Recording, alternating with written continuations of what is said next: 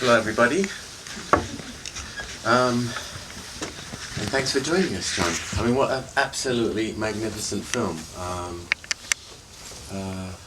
It was visceral. It was straight to the gut, I thought. Blocking your light.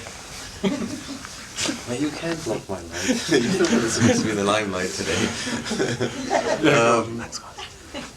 Well, I won't talk much. I think we should start by kind of maybe going through the whole, maybe a bit about the process. Like, how did this script come to you, and what made you choose it? I didn't choose it. Someone else fell out. Richard, sounds like Lancaster. I can't say his name, but it's a Polish name. But he normally shoots a Rowan, couldn't do it. He got pneumonia, and they were 8 weeks or 10 weeks out, and I thought they'd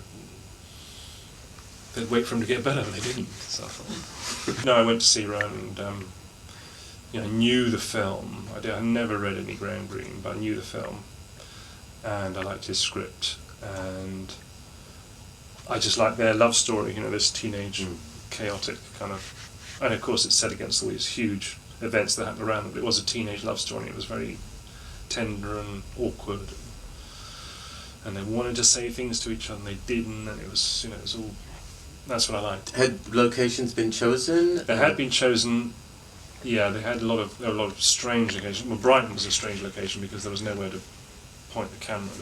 Brighton's gone, and I some months before I'd been to Eastbourne to look at to do a commercial for Channel 4 Films when they were still around, and I don't know why we were there, but I remembered it, and I thought, well, there was something we had to go look at Eastbourne. I thought, well, I'm going to suggest we look at this.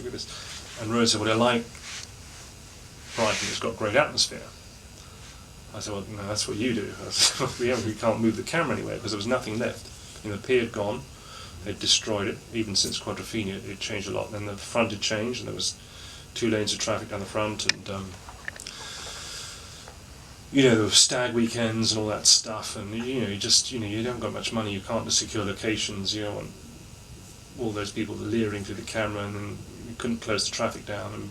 And sleepy old Eastbourne was perfect. They were very happy to have us, so that's a big plus on a small budget film. That they're happy to shut the street down. They're very into what you're doing, and the pier and the preservation orders around it had kept it. I wanted to try and tie things together a bit, so it had backdrops painted and stuff so that when you walk out of a door, you didn't feel like it was always a cut. You could feel like you went outside a little bit more, and used paintings and backdrops rather than blue screen, and outside the cafe. The cafe was in Buckinghamshire, in some old Rothschild house. So it was a mix mash of the usual things that I'm sure everyone's used to. Did you read the script and have an initial reaction to it and say, this is how I think it's going to work, and was that accurate? Did it develop? I don't know. I mean, Rowan said, I can't remember the conversation, but he said subsequently that he wanted to do this light handheld thing, and I said, we're not going to do that. I don't remember that conversation, but I thought it should be more studied. I thought it should be epic. I think it should have some sweep and scale. It's got this, and I think it has got that. It's got this big score, and it's got these big locations, this big sky, and there's cliffs and the sea, and you can do a period wide shot by looking at the sea. It doesn't change that much. So it wasn't cursed with that usual, when you have a small budget film and you're trying to do period, all the money goes on trying to just tidy things up rather than actually building things or making locations. And so by going to Eastbourne and also just to try to be a bit bolder with it, just saying we should stand back and look at people and look at the places and look where they are rather than just shake the camera.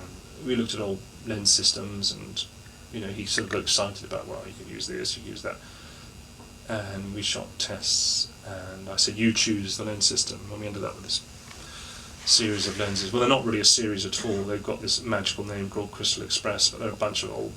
Okay, the Crystal Express. Yeah, and once those came on board, you've got to treat those. Your camera's got to slow down. It's a wide format. You can't throw it around. You can't hold it all the time. And that film's soft as hell, as you probably noticed. You see, you don't get lots of sharp, piercing images. You have to more painterly, and so again you've got to slow down in the editing. You've got to slow down the handheld work. So that changed it a bit, but that was his decision. You go to the shelves in Panavision and find out what no one's using, and it also helps the budget a bit. You get all the lenses with dust on, and the focus pullers going, oh Christ. And he hated them. There was one 200mm lens which I was used to. He just always avoided it. It was 1/8. There was a 180mm, and he'd always get that out. So where's the 200mm? Just always did hide it somewhere. I don't know where it's gone. And it was just didn't bite, but it did beautiful close-ups of, when he gets in the car at the end on Andrea and stuff. The highlights sort of go like fishtails. They're not even round anymore. It's totally, and there's a big lump at about 15 feet when you pull focus. Goes, and so the whole image goes like this. And he hated it. And there was a 32 and a 30mm, and one of them was awful as well. Again, he hated it when Sam was stoning that guy under the pier. You didn't have to light it because all the light wrapped in around it. It just filled automatically. It was just that there was no coating left on the front. You looked at it like a skating rink. Absolutely appalling quality. But that was the. It gave it some magic. Yeah. If you're going to jump off the high ball with these lenses, you've got to make sure someone's going to hold your hand, because they're not. You've got to, the results. If you put a sharp lens against this stuff, it would look very different. What they're great at is the delicate pastel colours in the rooms, and I think that's what's great about them.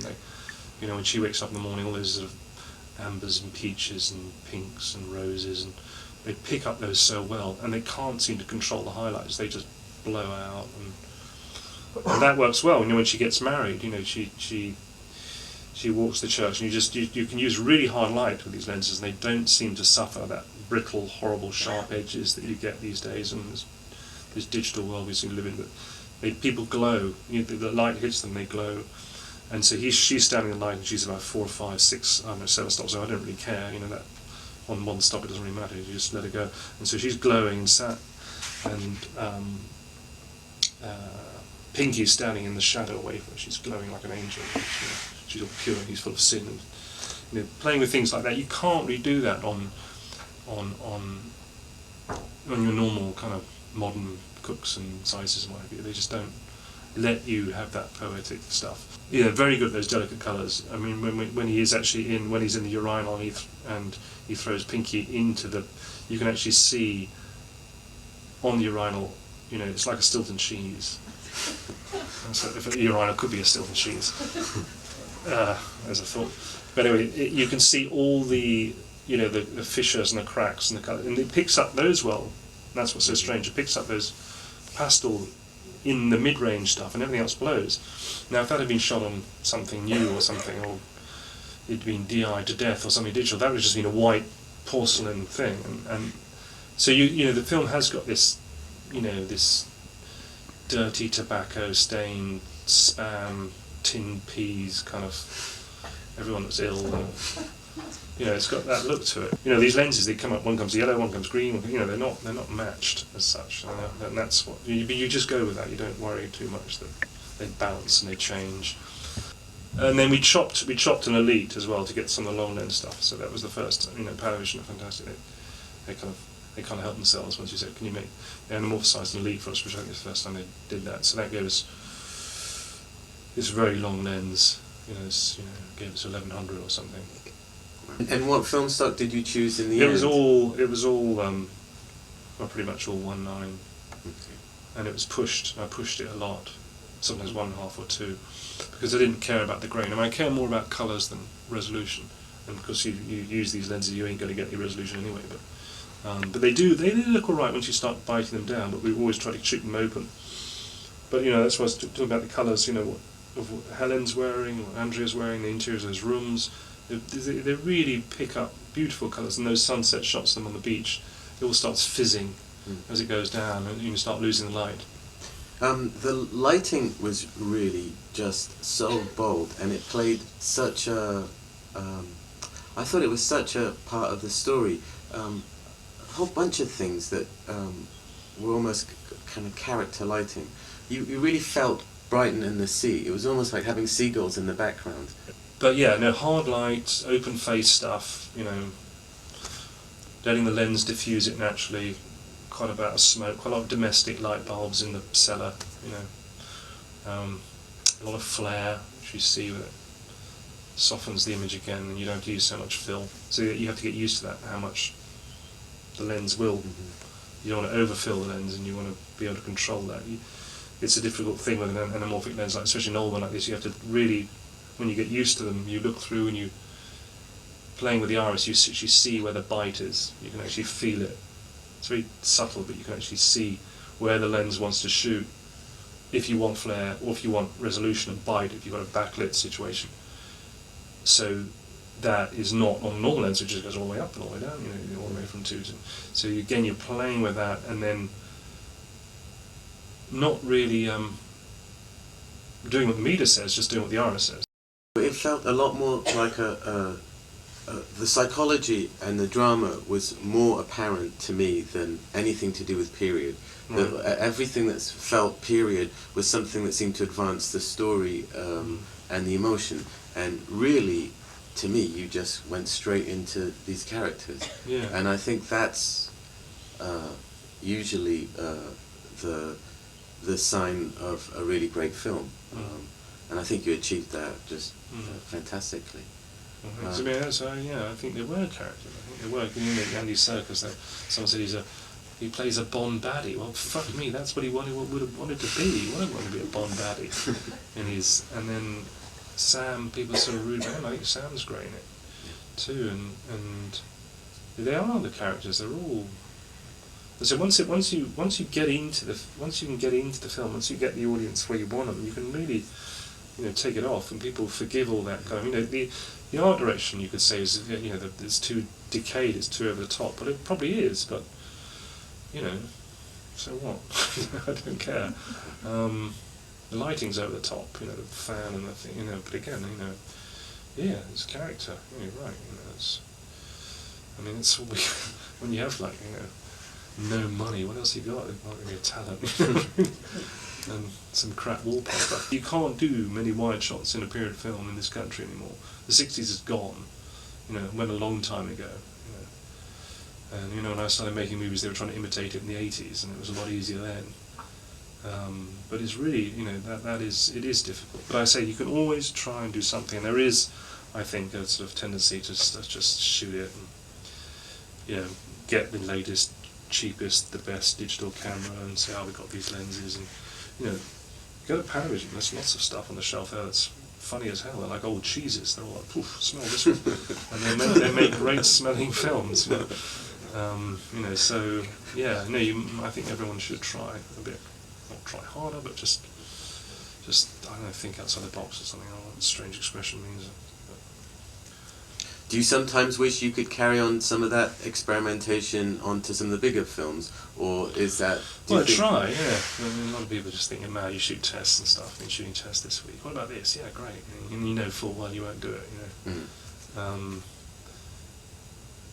Yeah, and the big films are much, you're wrangling logistics. You're not really up front, you know, moving things around, put that, you know, with your real, you know, with your hands.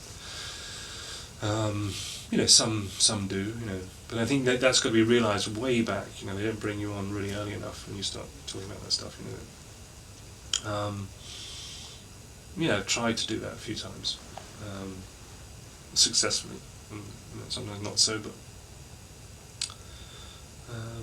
I don't know. I haven't really had a huge film with a sort of this kind of lilt on it, this kind of spin on this, you know, this tragedy, this, you know. Yeah, and then, you know, the tendency is to just leave it all to the visual effects people anyway. So they just, you know, oh, we can do that better, we can do that better. And I don't think they really can. I think it's very important when you go to a cutting room that the director has something to cut with, that actually you can really feel it working.